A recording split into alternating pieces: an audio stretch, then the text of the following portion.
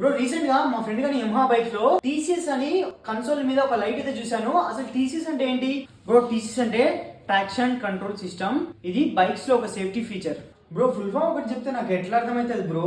అది ఎలా పనిచేస్తుందో డీటెయిల్ గా ఎక్స్ప్లెయిన్ చేయొచ్చు కదా బ్రో. టీసీఎస్ గురించి ఫస్ట్ నీకు తెలియాలంటే ట్రాక్షన్ గురించి తెలియాలి. ట్రాక్షన్ అంటే grip between tyre and the road. ఎప్పుడైతే మనకి గ్రిప్ అనేది లాస్ అవుతుందో ట్రాక్షన్ కంట్రోల్ సిస్టమ్ అనేది ఆన్ అవుతుంది.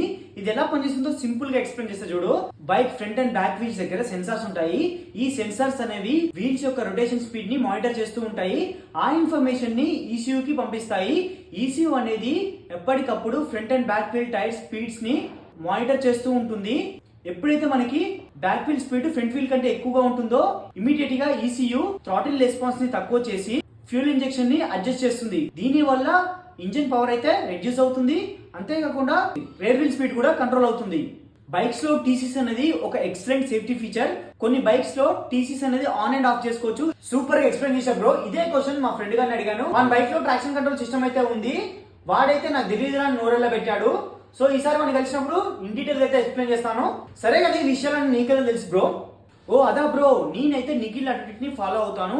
మీరు కూడా ఇలాంటి ఆటోమొబైల్ ఇన్ఫర్మేటివ్ వీడియోస్ కోసం వెంటనే నిఖిల్ ఆటోటెక్ ని ఫాలో చేయండి. ఇంకా సబ్స్క్రైబ్ కూడా చేసుకోండి. నెక్స్ట్ ఏ ఫీచర్ మీద వీడియో చేయమంటారో కామెంట్ చేయండి.